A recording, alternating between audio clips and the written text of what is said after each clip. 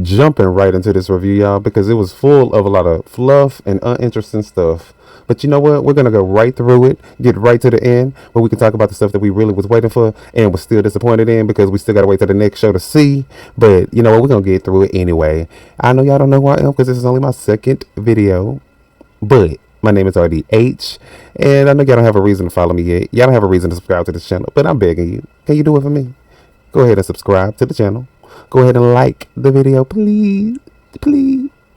And if you really want to help me out, go ahead and leave a comment. A heart, a high, anything. It don't matter. Anyways, let's jump into this review. So the show starts off with Chef D going out to Carry-On and us seeing Carry-On tumble on the ground before anyone could even touch him. I think the air got to him first. But, you know what? To his defense, he's not a fighter. No one ever thought he was a fighter. Chef D knew he wasn't a fighter before he went after him, so it's not surprising. I'm always going to have Carry-On's back, even though I don't think that this is a show for him. But, you know, there's a respect for him because I know he needs the money. All right, and moving on, because after that shenanigans, then we have Raz B feels compelled to apologize because he doesn't want to be the second victim. And so he goes ahead and apologizes. He provides the cash app. He sends the funds. And life's good again. We're going to keep it moving, right? I think that they definitely have him looking crazy out here. I think that Orlando, he comes out and he stands on what he says. He was not being messy. As a matter of fact, he flips it. He's like, I'm doing quite the opposite because if, I did not say anything, in front of everyone and, had to throw you under the bus by doing it. If I didn't do that and in that way, I would have been a bitch.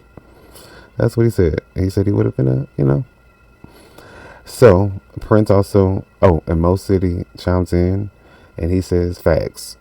I'm like, facts? That's definitely not facts, but whatever. And everybody's laughing and of course egging Orlando on, making him think that he's just the funniest thing in the world and that he's right. Prince also chimes in, and I don't think that this was appropriate, nor do I think that the situation warranted him actually coming out and throwing Raz B under the bus like this. But he also stated that, you were confided in me about some stuff that had went down with him and, that man that managed them.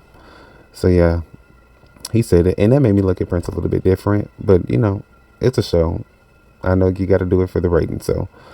and then we're going to move on because they all disperse and they move on. And of course, Orlando tells us that he's going to show us how to party with Whitney, or how he partied with Whitney rather. And I'm like, you know what, Orlando, I think you already have, but show us how you partied with Whitney, please. We want to know. All right. They're on their way to the club in the bus. Lou brought up the fact that everybody believes in God except for Banga.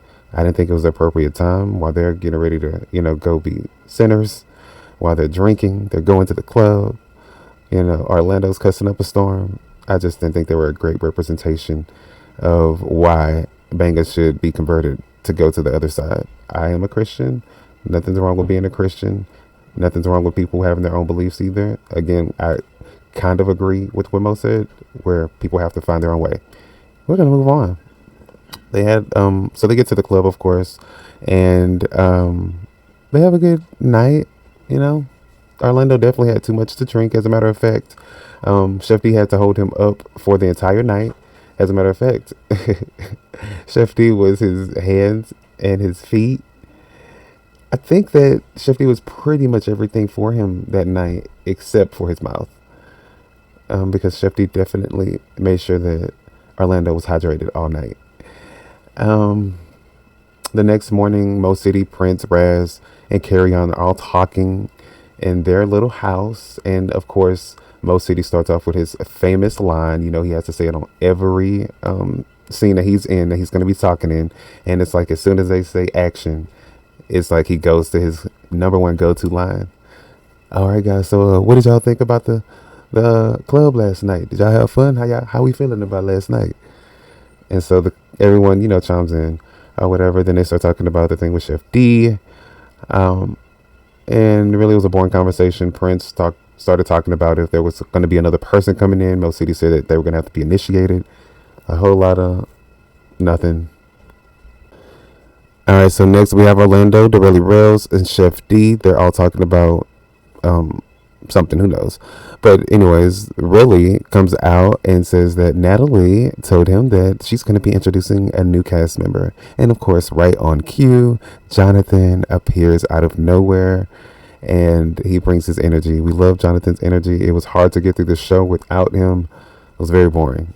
But they come in and they talk about the fact that Jonathan says they're all special ed. And I would happen to agree, Jonathan, but his reasoning was a little different from mine. It was because he says that they don't move as a unit when they go out to the club.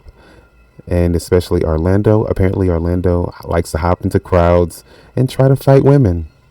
And of course, what is Orlando's response? And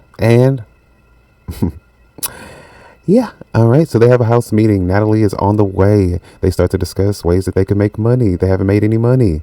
Prince is stating that it's going to be hard for them to make money being that they're men. Jonathan says, you know what? Let's not beg the clubs to give us money. Let's go ahead and have a party. We'll charge people to come. We'll charge them for the drinks. We'll charge them for the sections. And so they have a plan brewing. Now Prince is saying, let's make a song for this said party. And they're all discussing. Chef D is going to cook. Finally, Chef D, we're finally going to see Chef D does what his name basically says that he should have been probably doing this entire show, because I've been waiting to see what he can actually do in the kitchen. All right. I don't really know what Carry On, what Lou, what Banga, what Mo City, what they're going to bring in terms of to the party, but we will see. Natalie arrives with the replacement, who is none other than the self-proclaimed king of Miami, Adonis himself in the flesh.